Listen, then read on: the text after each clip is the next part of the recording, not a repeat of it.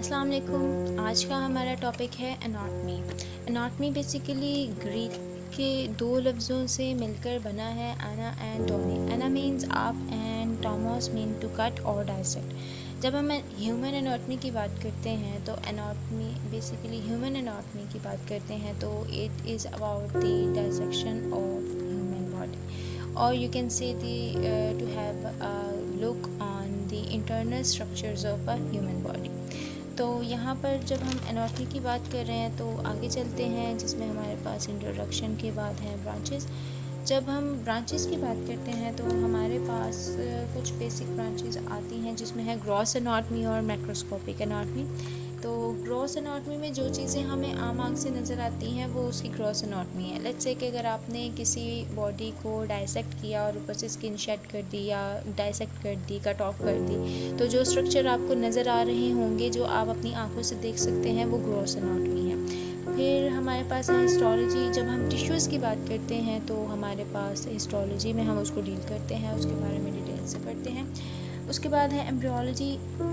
Embryology basically deal करती है एक एम्ब्रियो की डेवलपमेंट के साथ। अगर उसमें किसी किस्म की डिफॉर्मिटीज़ हैं, कोई डिफेक्ट हैं, तो हम उसे एम्ब्रियोलॉजी में डील करते हैं या स्टडी करते हैं। रीजनल एनाटमी बेसिकली किसी स्पेसिफिक पार्ट के साथ डील करता है। जैसे आपके एब्डोमेन के 9 रीजन्स होते हैं, जिसमें आपके पास हाइपोकॉन्ड्रियक लेफ्ट और राइट है, फ्लैंक्स हैं लेफ्ट और राइट, और ग्रैंड रीजन है लेफ्ट और राइट, जिसे आप इलियक रीजन भी बोलते हैं, और दरमियान में एपिगैस्ट्रिक है, मिडल में अम्बिलिकल रीजन और देन प्यूबिक रीजन। तो ये सारे के सारे 9 रीजन्स के अकॉर्डिंगली अगर आप किसी स्पेसिफिक रीजन को उठाते हैं, उस रीजन के अंदर पड़े हुए किसी ऑर्गन को स्टडी कर रहे हैं, तो वो रीजनल एनाटमी में आएगा। सिस्टमैटिक एनाटमी में आप पूरे के पूरे सिस्टम को पढ़ते हैं, जिसमें आपके पास बहुत सारे सिस्टम है बॉडी के अंदर। जीआईटी सिस्टम है, सेंट्रल नर्वस सिस्टम है, रेस्पिरेटरी सिस्टम, यूरिनरी सिस्टम है, और इसके अलावा इंटेगुमेंट्री सिस्टम है, स्केलेटल सिस्टम है, मसल सिस्टम है। ये सारे के सारे सिस्टम्स जो हैं, जब आप सिस्टमेटिकली इनको स्टडी करते हैं इंटरनल स्ट्रक्चर्स को, तो वो सिस्टमेटिक एनाटमी बनता है। साइटोलॉजी में आप सेल्स के बारे में पढ़ते हैं, उसके कंपोनेंट्स के बारे में पढ़ते हैं। जैसे अगर आप ब्लड सेल्स की बात कर रहे हैं तो सेल्स में हमारे पास आरबीसीज़ हैं, रेड ब्लड सेल हैं, डब्ल्यूबीसीज़ वाइट ब्लड सेल हैं, प्लेटलेट्स हैं, और प्लाज्मा है। प्लाज्मा के अंदर अलग अलग कंपोनेंट्स या सब्सटेंसेस की कंपोजिशन हो सकती है, जिसको आप डील कर सकते हैं साइटोलॉजी में। अप्लाइड एनाटमी में आप पढ़ते हैं जी डायग्नोसिस ऑफ डिजीज़। ये किसी भी किस्म की डिजीज़ को जब आप एनाटॉमिकली देखते हैं या डील करते हैं तो वो अप्लाइड एनाटमी में आता है। क्रॉस सेक्शन में आपने किसी किस्म की बॉडी के पार्ट को क्रॉस सेक्ट किया और उसके बाद उसको स्टडी किया, तो वो क्रॉस सेक्शन एनाटमी बनेगा। Moving to the next slide we have terminologies. Terminologies में बेसिकली एंटीरियर है और वेंट्रल। एंटीरियर आपकी फ्रंट साइड को एंटीरियर बोलते हैं, और वेंट्रल भी उसी साइड को बोल सकते हैं। उसके बाद पोस्टीरियर बैक साइड को बोलेंगे। सुपीरियर पोर्शन वो है जो आपके सर की तरफ है, और जो कि इन्फीरियर है वो है आपके पैरों की तरफ। सुपीरियर को आप क्रेनियल भी बोल सकते हैं और इन्फीरियर को आप कॉर्डल भी बोल सकते हैं। मीडियल लाइन अगर बॉडी को 2 इक्वल हाफ में डिवाइड कर दिया जाए लेफ्ट और राइट में, तो वो दरमियान वाली लाइन को आप मीडियल लाइन बोलेंगे। जो ऑर्गन्स मीडियल लाइन के पास पड़े होंगे वो मीडियल ऑर्गन्स होंगे, जो उससे दूर पड़े होंगे जैसे कि हाथ, तो वो होंगे लेटरल ऑर्गन्स। डीप ऑर्गन वो ऑर्गन्स हैं जिन्हें हम आम आँख से उस तरह से नहीं देख सकते। लाइक जो अगर आप सुपरफिशियल की बात करते हैं तो स्किन आपकी सुपरफिशियल ही है, लेकिन अगर आप हार्ट की बात कर रहे हैं तो वो आपके रिब केज के नीचे पड़ा हुआ है, तो वो डीप ऑर्गन है। या बोन्स की बात करते हैं तो वो डीप ऑर्गन्स हैं। देन प्रॉक्सिमल जो है वो आपके रीजन ऑफ इंटरेस्ट। अगर आप फर्स्ट करें नेक की बात करते हैं तो शोल्डर जो है वो प्रॉक्सिमल है, नेक के करीब है, लेकिन अगर आप हाथ की बात करेंगे तो वो डिस्टल है, नेक से दूर है। तो नेक्स्ट स्लाइड के अंदर हमारे पास कुछ कंबाइंड टर्मिनोलॉजीज़ हैं, जिसमें इंफ्रोमीडियल है। इंफ्रोमीडियल का मतलब है कि जब इन्फीरियर भी होगा और मीडियल लाइन के करीब भी होगा। और इप्सिलेटरल में जो कि सेम साइड में आएंगे हमारे पास। इप्सिलेटरल के अंदर अगर आपने बॉडी की लेफ़्ट साइड और लेफ़्ट हैंड और लेफ़्ट आर्म की बात की है तो वो एक दूसरे के इप्सिलेटरल हैं, लेकिन अगर आप राइट हैंड और लेफ़्ट फुट की बात करेंगे तो वो एक दूसरे के कॉन्ट्रालेटरल हैं। बोन्स की मूवमेंट के अकॉर्डिंगली जो हमारे पास टर्मिनोलॉजीज़ हैं उसमें है फ्लेक्शन और एक्सटेंशन। अगर आपने दो बोन्स, जैसे कि अगर आपका शोल्डर है और आपका हाथ है, इन दोनों को करीब ले आएंगे तो आपके पास बनेगी फ्लेक्शन।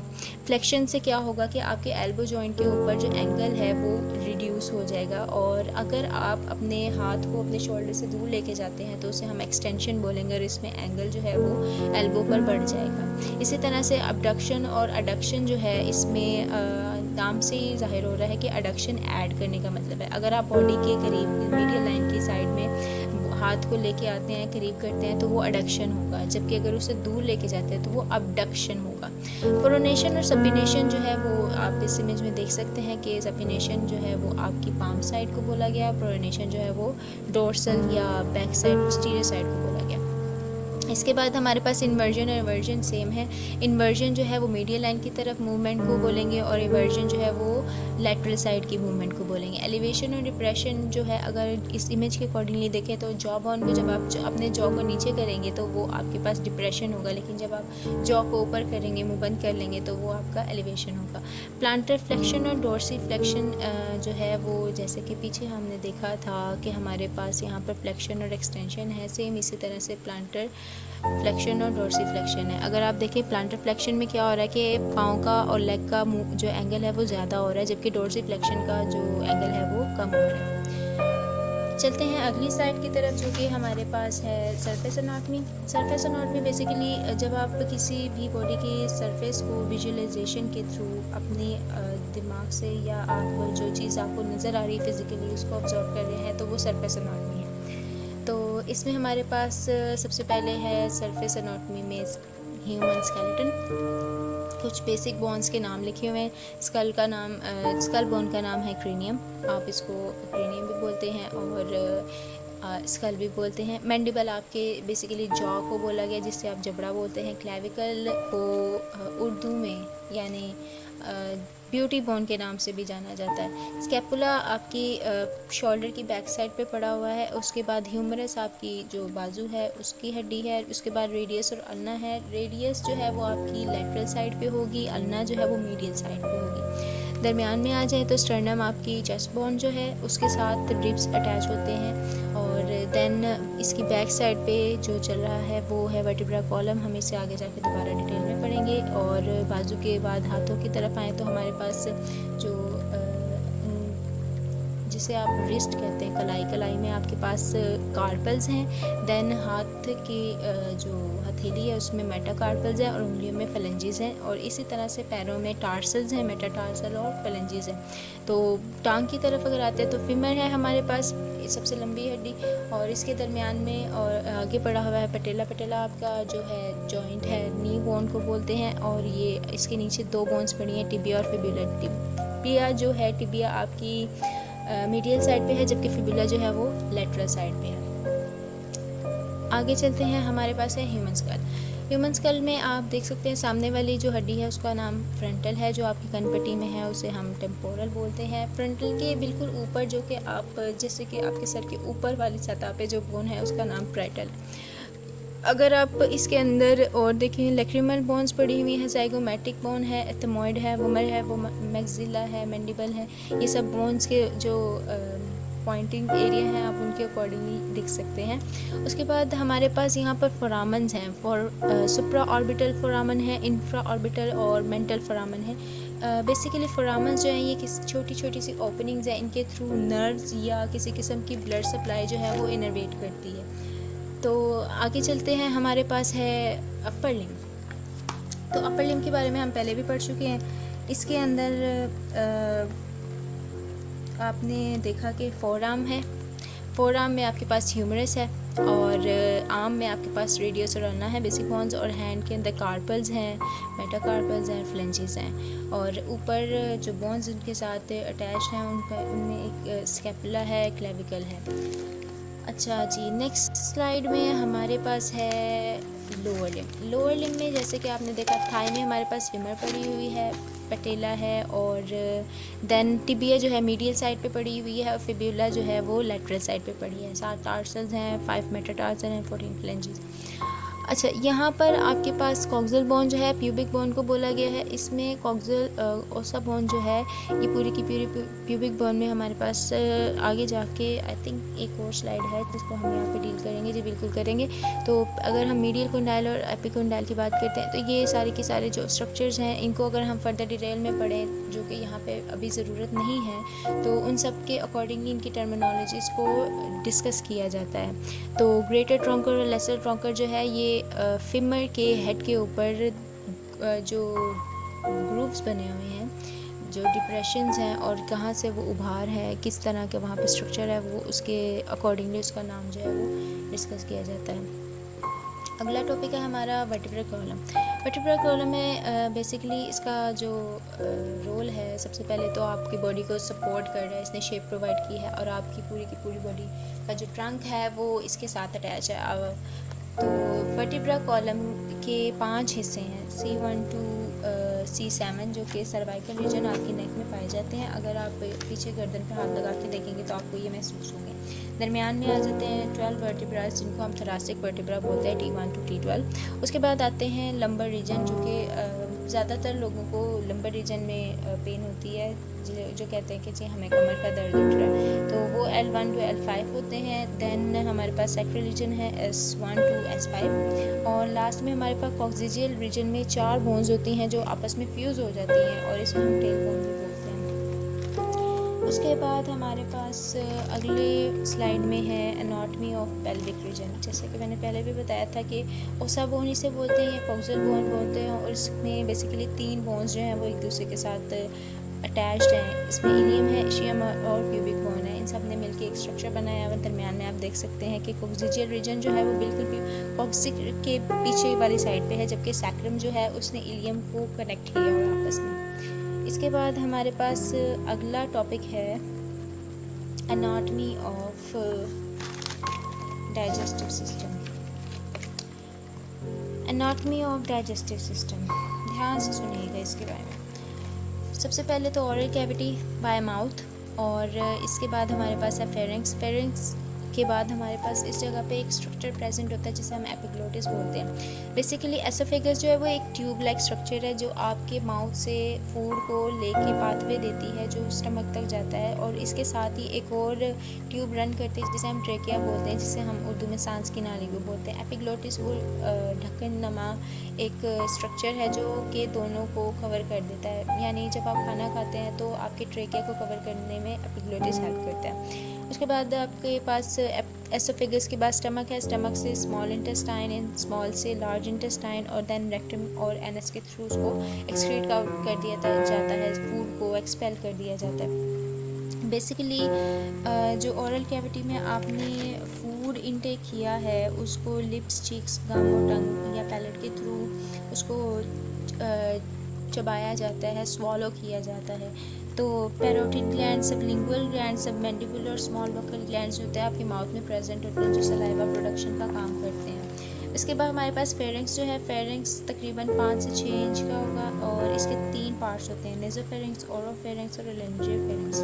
एसोफेगस की बात करते हैं, ये तकरीबन 25 सेंटीमीटर लॉन्ग होता है, यानी 25 सेंटीमीटर लंबा होगा और 2 सेंटीमीटर इसका डायमीटर हो सकता है।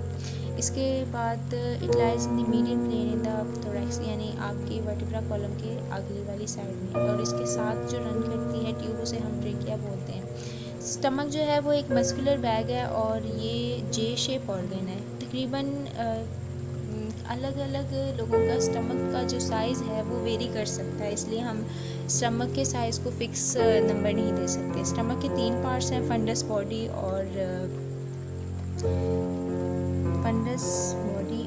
पाइलोरिक एंट्रम, और इसके अंदर स्फिंक्टर्स भी पाए जाते हैं जो कि ओपनिंग्स प्रोवाइड करते हैं जब एसोफेगस से फूड आता है और स्टमक से लीव करता है। स्मॉल इंटेस्टाइन के अंदर हमारे पास 3 पार्ट्स होते हैं, ड्यूटेनम, जुजिनम और इलियम। अगर हम बात करते हैं इसकी स्मॉल इंटेस्टाइन की, तो ये तकरीबन 6.9 मीटर लॉन्ग होती है मेल में, जबकि फ़ीमेल में 7.1 मीटर लॉन्ग हो सकती है। ड्यूटेनम का जो साइज़ है वो 2.5 to 3.8 तक है। जुजिनम जो है वो 2.5 मीटर लॉन्ग है, सबसे ज़्यादा लंबी बेसिकली जुजिनम ही है। और उसके बाद इलियम जो है वो 2 to 4 मीटर लॉन्ग हो सकती है। आपके जो इंटेस्टाइन है इसके अंदर फिंगर लाइक प्रोजेक्शंस पाई जाती हैं जिसे इंटेस्टाइनल मेलाए बोला जाता है। ये फिंगर लाइक जो प्रोजेक्शंस हैं ये फूड को अब्जॉर्ब करने में हेल्प आउट करती हैं। लार्ज इंटेस्टाइन की बात करते हैं, ये एक्सटेंड करते हैं इलियम टू एनस और ये तकरीबन 1.5 लॉन्ग है और 1/5 of the whole extent of the intestinal canal. और लार्ज इंटेस्टाइन के जो पार्ट्स हैं वो है सीकम, उसके बाद ascending colon, transverse colon, descending colon, sigmoid colon, then rectum and anal canal. उसके बाद हम बात करते हैं लिवर की, गॉल ब्लैडर की और पैनक्रियास की। जब हम लिवर की बात करते हैं, गॉल ब्लैडर की बात करते हैं और हमारे पास है पैनक्रियास, तो basically liver, gall bladder, pancreas जो है वो एसेसरी ऑर्गन्स नहीं, एसेसरी ऑर्गन्स हैं। ये डाइजेस्टिव सिस्टम का पार्ट इस तरह से डायरेक्टली नहीं है, इनडायरेक्टली है, क्योंकि ये किसी तरह से अपना रोल प्ले कर रहे हैं डाइजेस्टिव सिस्टम में, लेकिन ये उसके साथ इंटरकनेक्टेड उस तरह से डायरेक्टली नहीं है, इनडायरेक्टली है। तो लिवर के अंदर मोस्टली जो है वो डिस्ट्रक्शन होती है या बायोकेमिकल जो मेटाबॉलिक एक्टिविटीज़ हैं वो लिवर के अंदर की जाती है। पॉइजन्स हैं या बाइल प्रोडक्शन है या फूड डाइजेशन के लिए किसी किस्म के एंजाइम की ज़रूरत है या बाइल की ज़रूरत है, तो वो लिवर के थ्रू आ रहा है। जबकि गॉल ब्लैडर जो है इसके अंदर जो बाइल है उसको स्टोर किया जाता है। और पैनक्रियास जो है वो हार्मोन्स और अलग अलग अमाइलेज वगैरह जैसे लाइपेज एंजाइम्स हैं, लिपिड्स हैं, इन सब चीज़ों को डाइजेस्ट करने के लिए जो हार्मोन्स की ज़रूरत पड़ती है, जिस किस्म के एंजाइम की ज़रूरत पड़ेगी उसमें रोल प्ले करता है। Moving to the next slide we have respiratory system. Respiratory system में बेसिकली हमारे पास दो ट्रैक्स यहाँ पर अवेलेबल हैं, जिसमें हमने अपर रेस्पिरेटरी ट्रैक और लोअर रेस्पिरेटरी ट्रैक रख दिया है। तो ये सारे के सारे जो हैं वो डील करते हैं नोज़, फेरिंक्स, लेरेंक्स, ट्रेकिया, ब्रोंकाइलेंस। अगर आपको याद हो पीछे वाली स्लाइड से, तो हमने पढ़ा था कि बाय माउथ, तो बाय माउथ की जगह नोज़ है, देन फेरिंक्स है, फिर लेरेंक्स है। लेरेंक्स को आप वॉइस बॉक्स भी बोलते हैं। ट्रेकिया विंड पाइप है, ब्रोंकाई जो है उसकी 2 में डिविजन्स है और लंग्स के अंदर जाके फर्दर सब डिविजन्स है। जब एक अब इनको हम वन आफ्टर वन डील करते हैं। ओके, नोज़ जो है, नोज़ के थ्रू एयर जो है वो आपने इनहेल की, then it passes through the pharynx से पास करते हुए इसने ट्रेकिया में लेरेंक्स में गया। लेरेंक्स जो है वो फेरिंक्स के नीचे पड़ा हुआ है और ये इस जगह से ओपन होता है ट्रेकिया। लेरेंक्स जो है वो एक कार्टिलेजिनस बॉक्स है और ये बेसिकली एक वॉइस बॉक्स है। इसके अंदर 2 पैरेलल स्ट्रक्चर पड़े होते हैं, जिसकी वजह से जब हवा इसके अंदर से गुजरती है तो आवाज़ की प्रोडक्शन होती है। वोकल कोर्ड्स जो है वो लाई करती हैं लेरेंक्स में। देन है ट्रेकिया। ट्रेकिया तकरीबन 10 सेंटीमीटर लॉन्ग होगा। ट्रेकिया एक विंड पाइप है, एक ट्यूब है और ये बिल्कुल जो है बात करते हैं हम, जैसे हमने बात की थी कि एसोफेगस जो है वो एक पाथवे है फूड को माउथ से स्टमक के तक लेके जाने का, तो ट्रेकिया भी एक पाथवे है बाय नोज टू लंग्स जो पाथवे प्रोवाइड करे। ब्रोंकाई जो है वो बाइफिकेशन होता है ट्रेकिया का तकरीबन 5th वर्टिब्रा की पोजीशन पर, तो ये 2 में डिवाइड होगा। यानी अगर आप बात कर रहे हैं 5th वर्टिब्रा की, तो वहाँ पर जाके जब ब्रोंकाई 2 में डिवाइड हो जाएगा तो हम उसे बोलेंगे कि ट्रेकिया 2 में डिवाइड हो जाएगा तो वो ब्रोंकाई में बोलेंगे। Then it divides into smaller branches called bronchioles, और ब्रोंकियोल जो है उनके एंड पर थैली नुमा शक्लें बन जाती हैं, छोटे छोटे सैक्स लाइक अपीयरेंस होती है, वेसिकल्स जिन्हें एल्वियोलाई बोलते हैं। अगली स्लाइड पे चलते हैं। हमारे पास है यहाँ पर एनाटॉमी ऑफ यूरिनरी सिस्टम। तो यूरिनरी सिस्टम में हमारे पास कुछ ऑर्गन्स जो इन्वॉल्व होते हैं वो है kidney, ureters, bladder, urethra and nephron. Okay, kidney और यूरेटर्स, ब्लैडर और यूरेथ्रा जो है वो बेसिक है। नेफ्रॉन जो है वो स्ट्रक्चरल फंक्शनल यूनिट है किडनी का। तो किडनी की जब बात करते हैं तो एक बॉडी में पेयर ऑफ किडनी पाया जाता है और ये पोस्टीरियर abdominal वॉल के पार्ट्स पाए जाते हैं। इसकी अगर आप बात करते हैं पोजीशन की, तो T12 L3 तक ही पाए जाते हैं, यानी कि किडनी की पोजीशन ये है। और ईच किडनी जो है वो उसमें अगर आप आउटर साइड की बात करें तो वो कॉर्टेक्स है, इनर साइड में मेडुला होती है, उसके अंदर ट्रायंगुलर शेप में स्ट्रक्चर जो बने होते हैं, कनेक्टिव ट्यूब्यूल्स और पिरामिड्स होते हैं, और उसके अंदर जो छोटे छोटे नेफ्रॉन्स नाम के काम कर रहे हैं, जो कि स्ट्रक्चरली और फंक्शनली दोनों तरह से किडनी का काम परफॉर्म कर रहे हैं। नेफ्रॉन के अंदर बेसिकली ग्लोमेरुलस यहाँ पर स्लाइड नहीं है, वैसे ही बता देती हूँ। ग्लोमेरुलस है, रेनल ट्यूब्यूल्स हैं, बोमेन कैप्सूल है। बेसिकली क्या होगा कि एक आपके पास बोमेन कैप्सूल नाम की एक कप लाइक अपीयरेंस उसकी होती है और उसके अंदर बड़ा होता है ग्लोमेरुलस। तो जो बोमेन कैप्सूल है वो कंट्रैक्शन कॉज करता है, तो ग्लोमेरुलस से ब्लड जो है वो पंप होते हुए जाता है प्रॉक्सिमल कॉन्वोल्यूटेड ट्यूब्यूल में। उसके बाद वो नीचे जाता है, नीचे जाके पास आउट होता है लूपोफेनले से, देन ऊपर आकर डिस्टल कॉन्वोल्यूटेड ट्यूब्यूल से जाते हुए जाता है कलेक्टिंग ट्यूब्यूल्स में, जहाँ से उसको यूरेटर में एंटर कर दिया जाता है। और यूरेटर एक ट्यूब की तरह है जो कि किडनी से वेस्ट मटेरियल को लेके ब्लैडर की तरफ जाता है, और ब्लैडर जो है यहाँ पर सिर्फ यूरिन को रिजर्व किया जाता है। यूरीथ्रा वो ओपनिंग है जहाँ से यूरिन को एक्सक्रीट आउट किया जाता है। अब हमारे पास है anatomy of cardiovascular system. So basically cardiovascular system जो नाम से बता रहा है कि ये हार्ट और उसकी वेसल से रिलेटेड जो सिस्टम है उसे हम कार्डियोवैस्कुलर सिस्टम बोलेंगे। तो हमारे पास कार्डियोवैस्कुलर सिस्टम में heart, arteries, veins, capillaries, iota, arteries, venules, ये सारे के सारे कंपोनेंट जो है वो पाए जाते हैं। तो हार्ट एक कॉनिकल हैलो मस्कुलर ऑर्गन है और तकरीबन 300 ग्राम इसका वज़न है मेल में और 250 ग्राम फीमेल में, और ये स्लाइटली जो है आपकी बॉडी की लेफ़्ट साइड की तरफ पड़ा हुआ है। तो हार्ट की जो कवरिंग्स हैं वो एपिकार्डियम है, मायोकार्डियम है और एंडोकार्डियम है। इन लेयर्स के अंदर हार्ट पड़ा हुआ है आपकी चेस्ट में। दैन चैम्बर्स में बेसिकली जो हार्ट की चैम्बर्स हैं वो 2 एट्रियम और 2 वेंट्रिकल हैं। तो अगर आप बात करते हैं वॉल्स की, तो हमारे पास वॉल्स 4 हैं। जो ट्राइकस्पिड वॉल है वो राइट एट्रियम और राइट वेंट्रिकल के दरमियान में खुलता है, और जो बाइकस्पिड वॉल है वो लेफ़्ट एट्रियम और लेफ़्ट वेंट्रिकल के दरमियान खुलता है। तो अगर आपको पता है कि 2 ऊपर एट्रियम पड़े हुए हैं, 2 नीचे वेंट्रिकल पड़े हुए हैं, तो एक ही टाइम पे जो एट्रियम है जब वो पंप करेंगे ब्लड, तो राइट साइड पे ट्राइकस्पिड वॉल के थ्रू एट्रियम से राइट एट्रियम से राइट वेंट्रिकल की तरफ ब्लड हो जाएगा, और लेफ़्ट एट्रियम में बाइकस्पिड से लेफ़्ट वेंट्रिकल की तरफ ब्लड जो है वो मूव करेगा। जबकि जो हमारे पास पल्मोनरी वॉल है, पल्मोनरी वॉल जो है ये राइट वेंट्रिकल पल्मोनरी आर्टरी के साथ कनेक्टेड है। तो जब आपका जो वेंट्रिकल है, राइट वेंट्रिकल, वो पंप करता है ब्लड, तो वहाँ से पल्मोनरी आर्टरी जो है वो ब्लड डीऑक्सीजनेटेड ब्लड को लेके जाती है लंग्स में, और उसके बाद जो कि आयोटिक वॉल्व है वो है लेफ़्ट वेंट्रिकल और आयोटा के दरमियान प्रेजेंट है। तो जब आपका लेफ़्ट वेंट्रिकल जिसमें ऑक्सीजनेटेड ब्लड जब आ जाता है तो वो वहाँ से आयोटिक वॉल्व के थ्रू आयोटा में ब्लड को एंटर करता है, और फिर उसके बाद जब वेंट्रिकल्स कंट्रैक्ट होते हैं तो ब्लड को पंप कर दिया जाता है। आयोटा जो है वो लार्जेस्ट आर्टरी है और ये लेफ़्ट वेंट्रिकल से ओरिजिनेट करती है। उसके बाद आर्टरीज जो हैं वो ऑक्सीजनेटेड ब्लड का कैरी करती हैं, और आर्ट्रियोल्स जो हैं वो आर्टरी की सब डिविजन्स हैं। कैपिलरीज जो हैं वो ब्लड वेसल्स का नेटवर्क है जो कि तकरीबन 1 सेंटीमीटर की लेंथ तक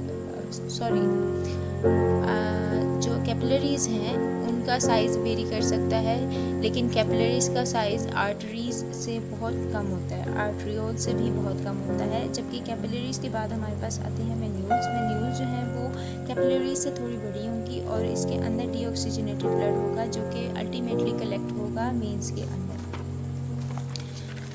इसके बाद हमारा जो अगला टॉपिक है और लास्ट टॉपिक भी, वो है एनाटॉमी ऑफ रिप्रोडक्टिव सिस्टम। तो हमारे पास रिप्रोडक्टिव सिस्टम में मेल और फीमेल के कंसेप्ट हैं। तो मेल जो रिप्रोडक्टिव सिस्टम है इसमें हमारे पास टेस्टिल्स हैं जो कि मेल ऑर्गन है। स्पर्मेटोजोआ इसमें जो है फॉर्म होते हैं। स्पर्मेटोजोआ स्पर्म्स प्रोडक्शन जो है वो टेस्टिस में होती है, और इसमें टेस्टोस्टेरोन जो कि मेल सेक्स हार्मोन है वहाँ पर पाया जाता है। इसके बाद हमारे पास है यूरीथ्रा। यूरीथ्रा जो है एक narrow fibromuscular tube like structure है जो कि कंडक्ट करता है यूरिन और सीमेन को from bladder to the exterior of the body. और देन है प्रोस्टेट ग्लैंड जो कि 2 लूब्स पे मुश्तमिल है, और ये ओवल शेप और राउंड टिप के साथ प्रेजेंट है, और ये मेल ऑर्गन है। सेमिनल वेसिकल्स जो हैं ये 2 लोबुलेटेड सैक सिचुएटेड हैं ब्लैडर और रेक्टम के दरमियान में। और इसके बाद है स्क्रोटम। स्क्रोटम जो है वो एक्सटर्नल सैक है जो कि 2 कंपार्टमेंट में डिवाइड करती है टेस्टिस को, क्योंकि 2 टेस्टिस पड़ी हुई है तो उनको कवर करने के लिए जो लेयर है उसका नाम है स्क्रोटम, और उसने टेस्टिस को दोनों अलग अलग लेयर्स में कवर किया हुआ है। एपिडिडिमस जो है वो हाईली कोइल्ड ट्यूब्स हैं जिसके अंदर स्पर्म्स जो है वो स्टोर किए जाते हैं। उसके बाद हमारे पास है फीमेल रिप्रोडक्टिव सिस्टम। इसमें एक्सटर्नल ऑर्गन्स हैं और इंटरनल हैं। एक्सटर्नल में vagina, hymen, clitoris, labia majora, labia minora है, और ये वेरी नहीं करते। मेरा मतलब है कि इनको आप देख सकते हैं एक्सटर्नली ग्रॉसली। और वजाइना जो है मस्कुलर ट्यूब है, और ब्लड वेसल्स और नर्व्स हैं, यूट्रस। और अगर हम इंटरनल की बात करते हैं तो हमारे पास यूट्रस है, जो कि यूट्रस एक ऑल्सो कॉल्ड वॉम, इसके अंदर प्रोडक्शन और न्यूट्रिएंट्स प्रोवाइड किए जाते हैं फर्टिलाइज्ड ओवम को। इसका साइज तकरीबन जो है वो डिफरेंट हो सकता है डिफरेंट स्टेजेस ऑफ प्रेगनेंसी। इसका वेट 30 to 40 ग्राम होता है without in the state of pregnancy. और इसके अलावा हमारे पास है ओवरीज बेसिकली तकरीबन 4 से 8 ग्राम की होती हैं। ये फीमेल गोनेड्स हैं। 2 ओवरीज पाई जाती हैं और इनकी शक्ल आमंड लाइक, इनका साइज़ वेरी कर सकता है। उसके बाद हमारे पास यूट्राइन ट्यूब्स हैं। यूट्राइन ट्यूब्स जो हैं ये कनेक्ट करती हैं ओवरीज और यूट्रस को एक दूसरे के साथ, इस तरह से कि जब ओवम जो है उसकी प्रोडक्शन के बाद या ओवम की फर्टिलाइजेशन के बाद वो एक पाथवे प्रोवाइड करती हैं ओवम को कि वो यूट्राइन ट्यूब से गुजरते हुए यूट्रस पे जाके अटैच हो। मेमोरी ग्लैंड्स जो है वो हार्मोन्स के चेंजेस के साथ वहाँ पर मेमोरी ग्लैंड्स जो मिल्क प्रोडक्शन का काम करते हैं, और ये सारे के सारे जो है रिप्रोडक्टिव ऑर्गन के साथ कनेक्टेड हैं। तो आज के लिए बस इतना ही। अगर किसी किस्म का कोई सवाल हो तो यकीनन पूछिएगा। अपना ख्याल रखिएगा। अल्लाह हाफिज़।